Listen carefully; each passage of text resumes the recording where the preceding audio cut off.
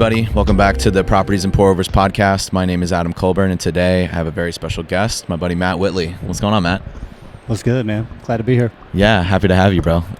So just to introduce yourself to our listeners, can you tell me where you're located in the country and what your business looks like currently? Yeah, so I'm based out of Raleigh, North Carolina. Been there 19 years. Came over for school. Yeah. Go Pack. Nice. And yeah, I've stayed since. Started some businesses, and yeah, real estate's been most of the last 3 years. Okay. And so you mentioned you open or have had multiple businesses, and now real estate is the thing. Like, what did life look like before entrepreneurship? Yeah, I don't know a life like that. Yeah? Yeah. It's just always been a thing in your brain? I mean, yeah, from high school was the first real business. That was car detailing. Okay. And then summers in college were 2 summers in college. Went to Texas, drove my car Yeah. to Texas and sold educational textbooks door to door. Man, that's a hustle. Cut my teeth. Yeah, for sure. Yeah. So Okay. the mindset's always been there. I don't work well for people. Right. You're unemployable. Yeah. I understand that. It. For sure. No, I mean, I think a lot of entrepreneurs are that way because I would rather work 100 hours for myself than 40 hours for some nameless company. Totally. Right. And 100. so, okay, so you were doing the detailing that transitioned into selling books, and then what was next? Where'd you go from there? Was in school, was in and out. Like once I did the books and worked for myself, it was hard to go back to school. To be Sure, honest. It was the freedom, that sense of I get the say here. Right. Yeah, it was a type of drug, I'd say. Yeah. So yeah, dropped out of college, went to work for a startup in wind energy, selling wind turbines. Okay. That weren't even developed fully yet. Again, Just going into it. just going for it. That's Yeah. the mentality, right? Like Sure. it's like following synchronicities, following the threads and the relationships. Yeah, it's been a lot of my life. Yeah. From that place, it was, really 2011, 2012 was Netflix was taking off, food documentaries started coming out. And man, once I saw what was happening in the food system and what to me seemed like we were slowly being poisoned, I Sure. got, pretty angry and wanted to figure out how I could do something for that. Yeah. So that ultimately got me into the restaurant business. Okay. Yep. And so no experience, but you're just like, I'm gonna do something to disrupt this space. Mm-hmm. Yep. What did that look like? Were you just flying blind? Did you find mentorships or somebody to kind of come alongside you in that endeavor with the restaurant? Yeah. So I, at the time, there was co-working spaces hadn't taken off yet. There was one Okay.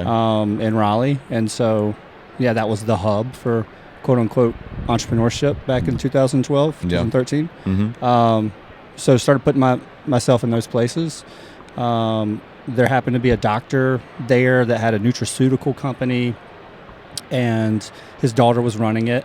And so, I just kept beating on her door to give me a part-time job in that space. And they developed this role for me around creating healthy environments for this tech company. So like corporate wellness, like running a corporate wellness program Sure, for yeah. a tech company. Interesting. And so at that moment, got that job, started to see the behaviors of these tech folks that, well educated, had money, but then when they went to eat at lunch every day, Jimmy John's was the healthiest option available. Sure. And so the light bulb started to hit there on there's a need here for access to healthy food. Sure. And so that's the route that you took with Happy and Hale. Yeah, that's where from there, I grew up with I'm the youngest of 3, 2 brothers that are 9 and 12 years older. The oldest caught the hippie train in college, and so he came home, and I was like 10 years old, and he got the family into juice and vegetables. Okay. Fruits, and so Yeah. it's like an early childhood memory is Wow. seeing that. So Yeah, like I had that juicer like in college at my house, and was getting back into that myself. And then the moment was the co-founder. We had met at NC State years before. He came into the startup hub at that time, and had an idea for Happy and Hale. Yeah. And so from there we met up, had some conversations, and ultimately we started out of Solace Night Kitchen on Glenwood Avenue. We had partnered up with the owner of that, and to use that kitchen. So, amazing. Yeah. That's awesome, man. Yeah. So just bootstrapping. Did he have any experience in the restaurant industry either? His mom operated a restaurant out of a YMCA. Okay. As a child for about 20 years. So he saw some, like, not a full-blown restaurant, but Sure. I mean, operationally, Yeah. a full-blown restaurant. Yeah. Got it. Yeah. Okay. And then what was the trajectory like with that business as you're scaling? Because obviously there's some growing pains, especially in food and beverage. Like, what did that journey look like as you were getting it off the ground? Total bootstrap. Total. I didn't have money. He didn't really have money. We partnered with the Restaurateur, so that's the mentor piece. Sure. Who had the space, had the kitchen. That was illegal. So Right. do what you got to do sometimes. Sure. To see if is there an actual need here. Yeah. Right. Is there a market for it? Yeah. So really, we were able to do it for less than $10,000, and that was really a loan from the Restaurateur. Mm-hmm. And we bought a tricycle, and we had a hot dog vendor permit for downtown Raleigh, and that's how we started. We make juice in the morning. We had one employee, Carlos, and he'd make the juice, put it in the tricycle. I'd pedal the tricycle downtown and set up shop on that street corner, and had a free hug sign, a bunch of flowers, and it was kind of like I went to school for psychology before I dropped out, and Right. I just love people and love having genuine conversations and Sure. and going deep, So Right. giving hugs, shedding tears, like high-fiving, dancing together, like Over some juice. it was a vibe. Dude. Yeah, it was dude. a vibe. It's insane. So from that cart, then moving into, because I remember last time I was in that area, it was in North Hills when you guys had the location. What was the time frame from starting out like that, borrowing this other business's kitchen, riding the tricycle down, free hug sign, to having your own brick and mortar space? 11 months. Wow, that's quick work, dude. Wild. There was Yeah. another partner that came in Okay. that changed it. Sure. Someone that really saw a bigger vision. Yeah. Our original partner, he was tricycle, kind of like do it slow and let's see, and do it for a year, and then I'll like co-sign on a loan with you maybe. Right. Whereas we had the founder of O2 Fitness Gyms. Yeah. That his corporate office was in downtown Raleigh. Sure. He saw me on the corner, sent an email to the hello at Happy and Hale, Nice. and just said, hey, I think I see maybe a bigger vision of what y'all are up to, and I'm a private equity angel investor, and Yeah. if you want to have that conversation, we can do it. So, Amazing. Yeah. And so you bring this new investor in, you get the brick and mortar space. Obviously, it's in a very highly desirable location, amazing area. Mm-hmm. You guys are growing. What does the business look like now? Yeah, so we started, within 11 months, had that first brick and mortar. That was downtown, Fayetteville Yeah, Street, sure. 900 square feet. Again, I think what's really smart about the initial part was the growth. It was Right. bootstrapped twice, basically. Yeah. Instead of doing a 2,500 square foot, we did Right off the rip. 900 Yeah. square foot after doing a tricycle. Sure. Stair stepper. Yeah. Yeah. So, basically, 18 months later, had a second location, and then a third location within a year after that, and then a fourth location within a year after that. So, Wow. from a tricycle to 120 employees in 48 months. That's insane. As I was, and that was 25 years old to 29 years old, Wow. basically, that little rip It's right incredible. there. It was, Yeah. yeah. And so, what was the outcome of that business? Are you still involved? Did you exit? What did that look like? Yeah, so sold a piece of it 2019, Okay. and have held on to a piece of it. Yeah. Yeah, it's been, it's one of those journeys with a co-founder. Sure. The honesty of it is that it was different visions and different desires, I think. Sure. Yeah, so that led to a break. Yeah, makes sense. Yeah. And I assume that's when real estate comes into play? Real estate comes in probably, I take time off. Sure. Yeah, I take some time off. Gap year. Yeah, I did. Flew out, took a one-way ticket to California, and spent time out there, went down to Costa Rica and did some things. Yeah, spiritual pursuits. That's a big part of my passion, and exploration is the spirit. Sure. So yeah, real estate became this. My learnings from restaurants was I thought entrepreneurship was about freedom, Mm-hmm. and then I got into restaurants. Yeah, that's a tough industry to get free.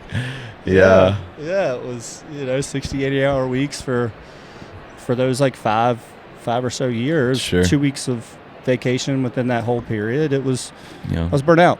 Yeah. And so yeah, that became the question on the next mountain. Let's call it like the next mountain to climb.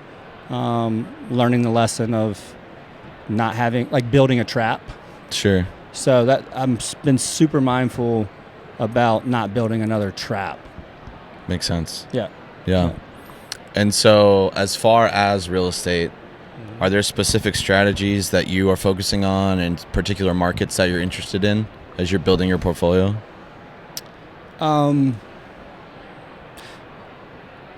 Where we're at today. Yeah. Yeah.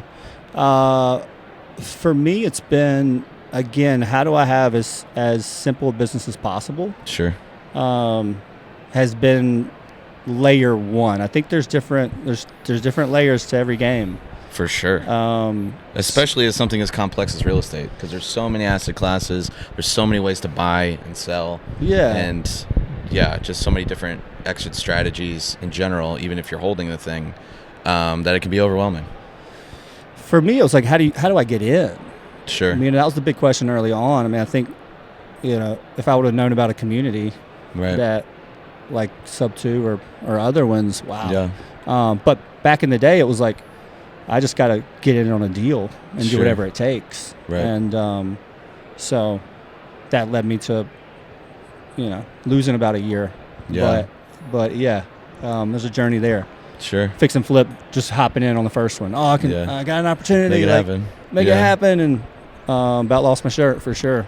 Sure. Yeah, became a GC, not licensed, but fired the ones. And Yeah. Had to get it done. That entrepreneur spirit. yeah, it was not pretty.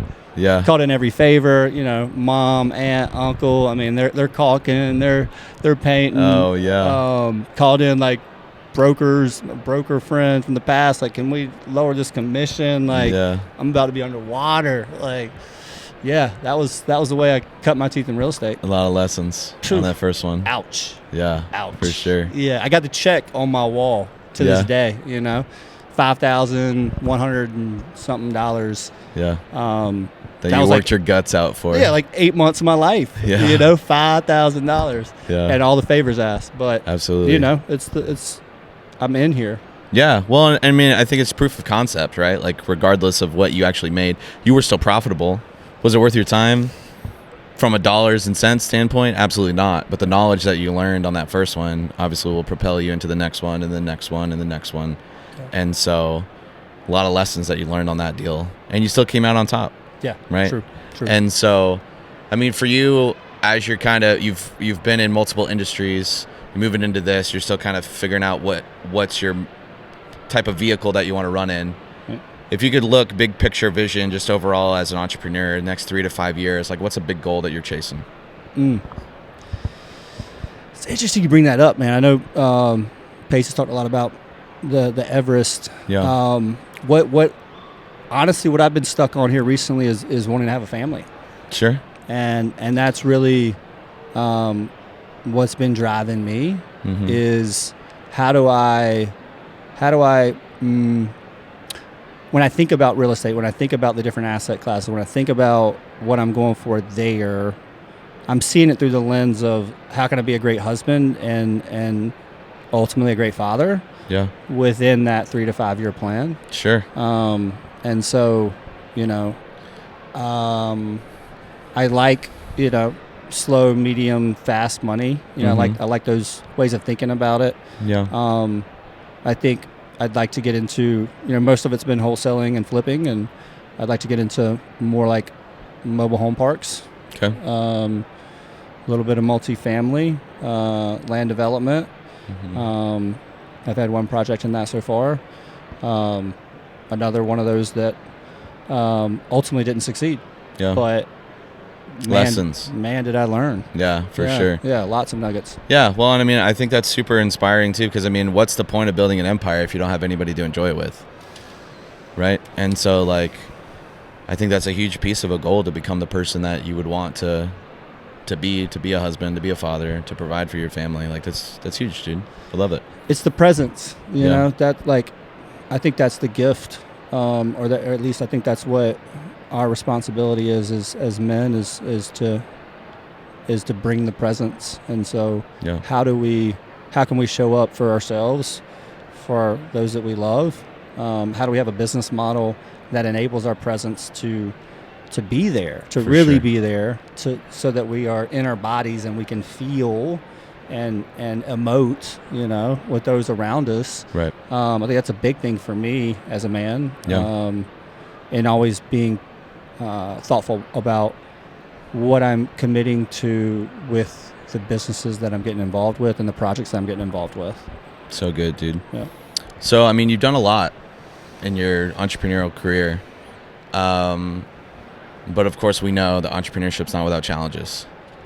We've talked about some briefly, but like, is there one specifically that kind of sticks out to you as like, this was a big pivotal point for me, as like in a lesson learned, or a challenge that you had to overcome, and kind of the mindset that you had to get to overcome it, whether it be in the restaurant or in the real estate side?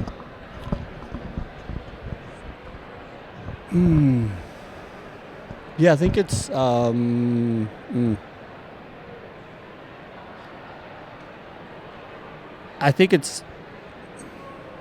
getting in the room. How do I get in the room? Sure. Is this constant question for me. Mm-hmm. 10 years ago, 5 years ago, today, like getting in the room, right? Like, Right. I'm here because Yeah. you posted something, Sure. right? But there's no tickets, Right. right? And so it's like, what do I, there's no tickets. How can we make it happen? How do we make it happen? And are you willing to stay around to be close enough to it? The proximity. Yeah, right? for So, sure. I hang around for the last 2 days, and then, end up meeting a buddy, and that buddy ends up like flying out early and gives me, his ticket. So, Yeah. it's that, for me, that mindset is the ongoing process. Like, it doesn't change how I feel inside. It still feels uncomfortable. All that course. feels uncomfortable. Yeah. Even when I'm acting, it still feels uncomfortable. It's Yeah. not, it's a personality type. No. It's a learned skill. It's you don't go in the gym and lift 400 pounds the first day you go, right? You just get comfortable being uncomfortable. And I think that's entrepreneurship in a nutshell, at least for me, right? Yeah. Just new levels, new doubles. You Yeah. learn how to handle that adversity. And if you don't do it incrementally, you're going to bury yourself, Yeah. right? So that's good, dude. That's good. I Go ahead. think there's also finding just one, like Sure. one mentor. Yeah. That is like, can you find that one dude or woman that's like the ride or die, Yeah. that is of integrity and does what they say they're going to do. That's been the game changer for me in the wholesaling side of my business. Sure. Is just finding that one buyer that is a very integrous man. Yeah. And that's changed my whole business. And so, yeah, it's quality over quantity, for sure, in That's most good. things. Love it, dude. Yeah. So if somebody's watching this and want to just pick your brain, maybe about restaurants, collaborate with you in some way on some business ventures, send you real estate deals, like where can they reach out to you? Yeah, I'd say Instagram's probably best. Okay. Yeah, The Art of We, TheArtofwe, The Art of We. Nice. Yep. Love it, dude. Well, Matt, I appreciate your time sharing your story with our listeners. Always good to catch up. Thank you guys so much for watching. Like, comment, subscribe, all that good stuff. Until the next one, I'll catch you later. Peace.